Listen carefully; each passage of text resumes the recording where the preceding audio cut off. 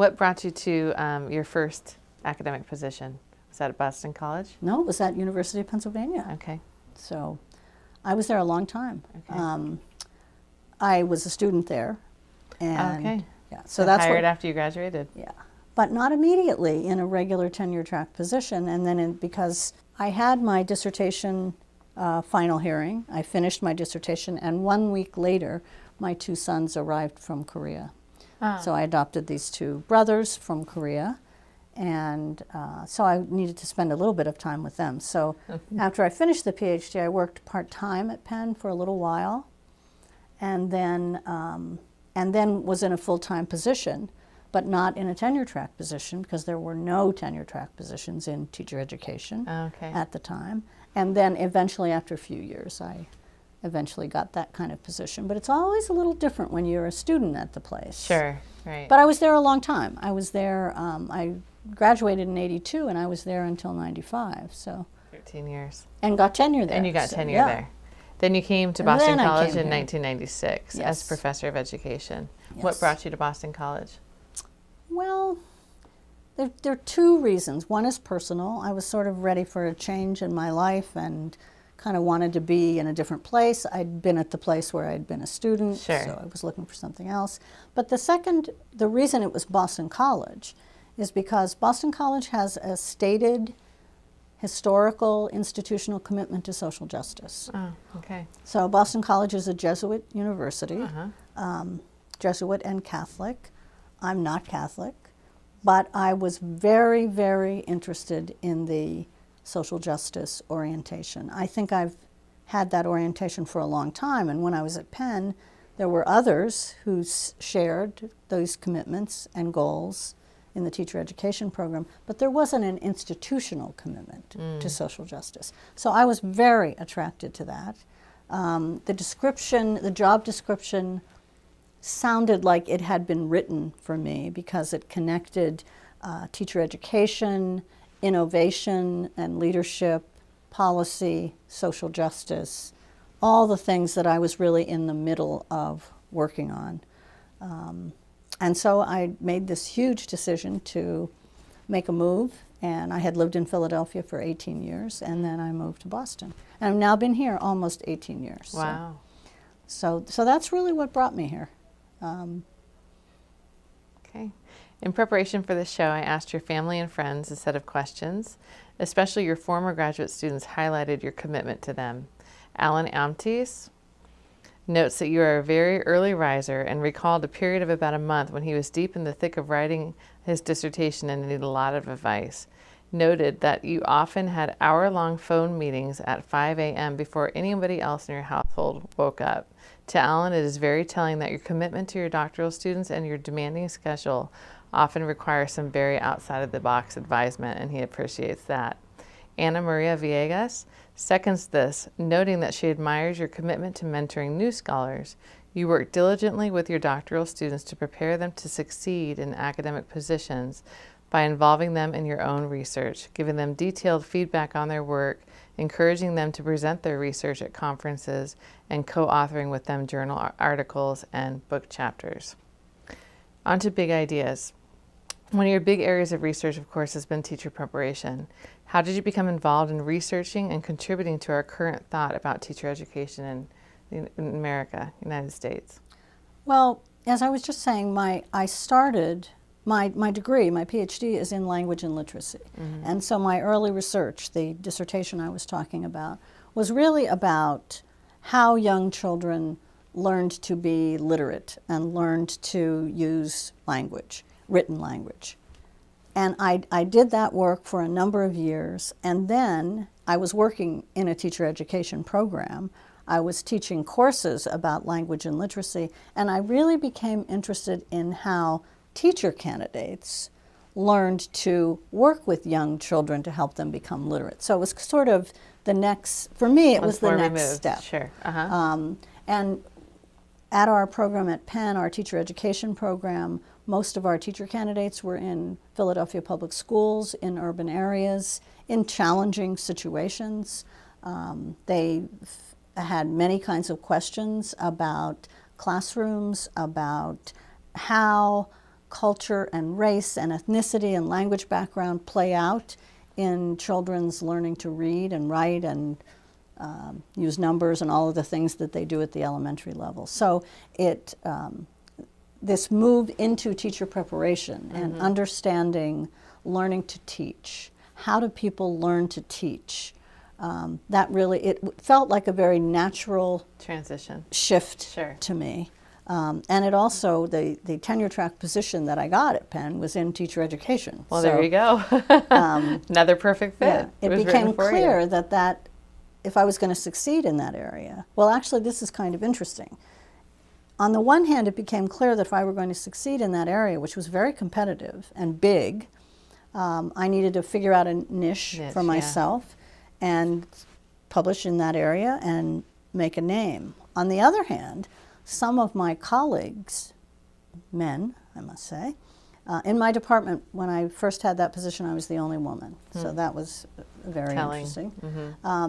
Basically, a couple of people took me aside and said, look, if you ever want to get tenure at Penn, you should get as far away from teacher education as you can, as fast as you can. You will never make it in that field. And you did the exact opposite. I did the exact opposite. And when I look back, I think that they weren't intending to be mean. They thought they were giving good advice, and they thought they were saying, this is a low status field. Education can be low status within a university. Teacher education can be the lowest rung on the education ladder. So if you want to get tenure here, you better move away. But I wonder what they think now. Well, you know, becoming one of the most foundational people in terms of teacher education research. Well, on some of they dared you into it. Yeah, exactly. And on some of the days when I feel really good about my work, or for example, the day I learned I'd been elected to the National Academy of Education, sure. It was like, so haha, look what I did. So, but that's where my commitment was. By then, I was really, really committed to trying to help people learn to be teachers and be good teachers in these really challenging times, these times that have only gotten more and more challenging. Tell us about, on that note, tell us about Teachers for the New Era. Teachers for a New Era. So Teachers for a New Era was a national project intended to reform teacher education. It was a competitive, invitational competitive grant kind of situation. We were invited to be one of those who applied, and there 11 institutions were selected. These were across the country. And the idea was to improve teacher preparation in universities by having closer collaborations with arts and sciences, better clinical arrangements in the schools, and developing what Dan Fallon and other founders of that project called respect for evidence. So at the time, I had a lot of questions about that perspective, but this was 2002, I think, was the very beginning, 3 maybe. But it seemed to me that this was going to be one of the major reforms, the major projects in teacher education on the national level.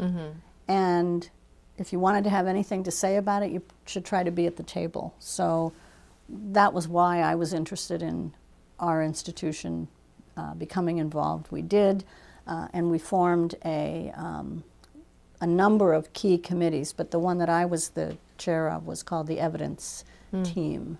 And so for 5 years, with funding from TNE, which was funded primarily by Carnegie Corporation, and then for 2 more years, we had an extended grant from the Ford Foundation.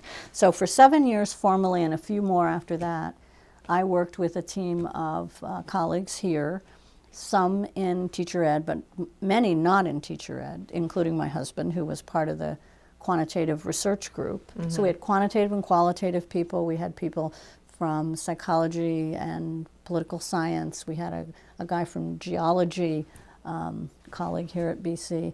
We really, and a bunch of graduate students, a big group of graduate students. And our work was really, what does it mean to do teacher education with respect for evidence? What kind of evidence would we need to be able to say that teacher education programs are effective and successful? How do we avoid the narrow, it's only effective if we can show an impact on test scores, kind of, which of course is where Is the we are current in thought, the US. yes, right? And is there any way that we can develop evidence in keeping with our goals about social justice? So in other words, is there a way to reconcile those apparently contradictory kinds of goals? So we developed a number of instruments that were original. We borrowed and adapted others. We had a whole series of research projects and efforts, some of which were much more successful than others. Sure, sure. But I think we kept in the conversation. Now, of course, the way the conversation has gone in this country has gone all in the Completely, direction, yes, right. which I have serious concerns and questions about. But I felt that the work we did was important. It made a contribution. We developed a scale about learning to teach for social justice and the beliefs that are part of that. And it's now used by lots of institutions around the country and internationally. That was one of the important things we did, I think. We established a lot of data gathering procedures that are still used in the school that we count on to be able to make statements about our programs. Do you do that internally as well at BC? No, this was at This, BC. yes, All but of and you this still was at continue to BC. use these instruments Yes, here we do. as well. We do. Yeah. Yes. So it was a complicated project, and there were disagreements about what the goals really should be. And so Sure. we were trying to take what TNE wanted us to do and bend it so it would fit with our goals as well. And that's a complicated thing. You know, that's a complicated thing to do. And did test scores of the graduates end up anywhere in that framework? It's not even test scores of the graduates. It's test scores of the students of of the the graduates. graduates. So I mean, it's very Yes. far removed, which is, in my view, one of the problems with that problematic. kind of an approach. Sure. We tried to develop. We tried to see if we could do that using data from Boston Public Schools, because there isn't a system in the state Sure. in place in Massachusetts that links all those things. We did get some data from the Boston Public Schools, and we tried to compare the test scores of the graduates of BC candidates with the test scores of the graduates of other first-year students who had not gone to BC. Sure. Now, that's a really hard thing to do. Absolutely. And the question is, if you really think about it, look at who else we have in the Boston area. Yes. At the time, at least, we had teacher preparation programs at Harvard, at Lesley. MIT even has a teacher preparation program. Boston University. I mean, there are a whole bunch. Combination. Now, Sure. why would we think that Boston College teacher candidates would be better than any of the rest of those? That doesn't really make sense. So what you would really want to compare would be those in our program to those who didn't have teacher preparation. That was the big question nationally at the time. Alternative search. Yeah. Uh-huh. And that was almost impossible to do because Boston Public Schools didn't have teachers in that situation. Yes. There hasn't really been a teacher shortage in Boston, so they don't have people who aren't prepared. Now there's more diversity now, and there are some alternate routes now. But so it was a hard thing to do. We never were really able to pull it off completely. Partly also because of just sheer numbers. We didn't have enough. Boston College, disaggregate. yeah, Boston right. College actually is the institution that provides the largest number of new teachers to BPS each year. But even that isn't really, it's not a huge number. Right. So, just the numbers, and then people fall off after a year, they're gone, or they're not in a grade level where they do a standardized test, or they're a co-teacher. Or not a core subject area Exactly. teacher. So Makes a lot more sense yeah, at the policy level than it does in it does. actually the So applied research. we tried, we did our best to do something that we could feel was ethical given our beliefs, And you got a holistic system. we did. Your friend and colleague at the University of Auckland, Lexi Grudnoff truly admires your steadfast commitment to practitioner perspectives and your scholarly advocacy for practitioner research.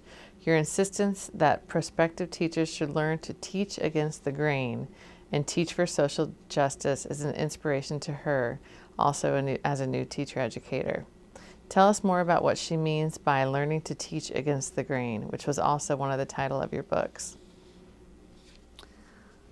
It was actually the title of an article that I published in Harvard Ed Review in 1990 or 91, so a long time ago. But it was the first sort of big piece, I think, where I was trying to get this idea out there. And it's not complete, I'm not the only person who's ever said this, certainly, but trying to get this idea out there that teaching is a political activity. And whether by design or by default, teachers, teacher candidates, and then teachers have something to do with the status quo. And either they're working to challenge it, and they're working to raise questions about the parts of it that are inequitable for kids, or they're kind of going along. So, and if they're just going along and not challenging inequities, then they're essentially helping to perpetuate the status quo. So that was the argument. Again, I'm not the only person who's ever said this.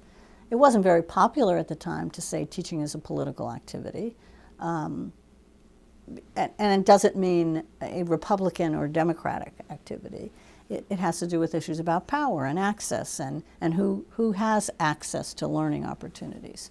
And then to say that teacher candidates, not just teachers, but teacher candidates should be part of raising questions, that's a really hard thing to do. And there's a way in which some people have said, is it really reasonable to expect the newest teachers, the very beginning people, to raise these questions about the system? And I have mixed feelings about it. I mean, it certainly doesn't do any good if we prepare our people to go out and complain so much about the system and point out every issue that they get fired or that they don't continue as teachers. But for those who say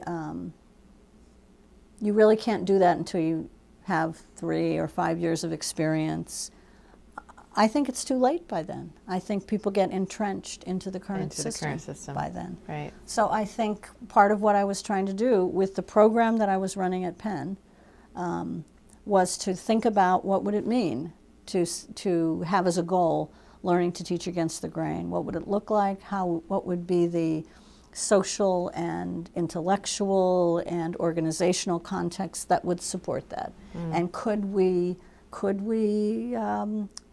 elaborate on that? Could we show what people talk about and what it takes? So in that early article, it was all based on data from these groups of teachers, teacher candidates and teachers who met every week in schools as a teacher research group and talked about hard issues. And so it was very grounded in the work in schools. It was grounded in the idea that everybody is learning to teach, always, whether they've been teaching 20 years or whether they've been teaching 20 minutes. That, learning to teach is a lifetime process. So if you want to learn to teach against the grain, you have to do it in the company of other people who are trying to work against the grain. So that's what we tried to do. We tried to set up cooperating teachers who were raising questions and challenging. And again, I think that would be harder to do today, given so many places where there's so much increased surveillance of teachers and monitoring. Management. Yeah. Micro. And very, very tight scripts and with severe penalties for, But that's what it was about. In a similar vein, tell us about reinventing student teaching. Reinventing student teaching. I think I've probably used that. Now, are you talking about Project Right at Auckland? Or this is after Auckland, yes. Yeah. So we're working on a project with our colleagues in Auckland, my husband and I, from Boston College, and a group of colleagues, including Lexi Grudnoff and several other people at Auckland. And we're trying to reinvent or rethink. We've used a lot of different R words. Reinvent, rethink, reconsider, reimagine. Not reject. not reject, initial teacher education. And what we're doing in that project is working from a framework of complexity theory, is based on the assumption that part of the reason we don't know what we need to know about how to improve teacher preparation and learning in schools, and part of the reason we continue to have disappointing outcomes, like first-year teachers who don't seem to be able to do what we thought we taught them to do in Sure. teacher preparation, and continued inequities in the opportunities and outcomes of students of color. Why do we continue to have these disappointing outcomes is partly because we've assumed this sort of linear relationship. So the idea that here's teacher education, and you do whatever you do there and teach people things, and then now you have improved teacher quality, and it's just going to go into the schools and we'll have better outcomes for students. But it's really so much more complicated than that, or more complex than that. And it relates back to what we were saying about what's wrong with thinking we can just have test scores that'll show us something about the quality of the teacher preparation programs, because there's so many other things that happen. And schools are complex systems, and teacher candidates, in a sense, are complex systems as learners. And programs are complex systems. So if you take this much more complex view, what can you know? And that's what we're working on in this project, right, with our colleagues. And it's a matter of, so it's rethinking the theoretical frame, which is hard. Sure. Right. But it's also saying, well, they're actually different kinds of questions. We're going to ask questions that aren't linear in their basis. And we're probably going to need some different research methods. So that's what this project is all bound up with. It's very challenging. It's also really challenging to be working with, have a research team where the people are thousands and thousands of miles away from each other. Lexi once said, we have this problem of rhythm and blues, which really means we're on totally different rhythms in terms of our work lives, in terms of the calendar year and the semester. Oh, sure. When it's winter here, it's summer there. When it's day here, it's night there. They're 18 hours time difference. So they're on tomorrow, and we're at the evening. We're on yesterday. Yeah, it's really, that has turned out to be a much bigger aspect of the work than I ever would have imagined, because there's so many things we assume about when are the peak times to work and when are the little bit more downtime, and in the summer it's different, and students are not available to answer surveys or participate. Sure. I mean, so that's all been quite a challenge. And they're just different cultural situations. You know, New Zealand is a bicultural country by law. That includes Maori and then the European New Zealanders. The United States is a multicultural, you know, so we just make a lot of different kinds of assumptions. But it's been a wonderful experience. Eye-opening experience. Eye-opening. We love New Zealand. It's a fabulous place to go. Sure. And it's wonderful to have gone there enough times that we've really become friends with people, not just research colleagues. Sure, so exactly. That's been wonderful.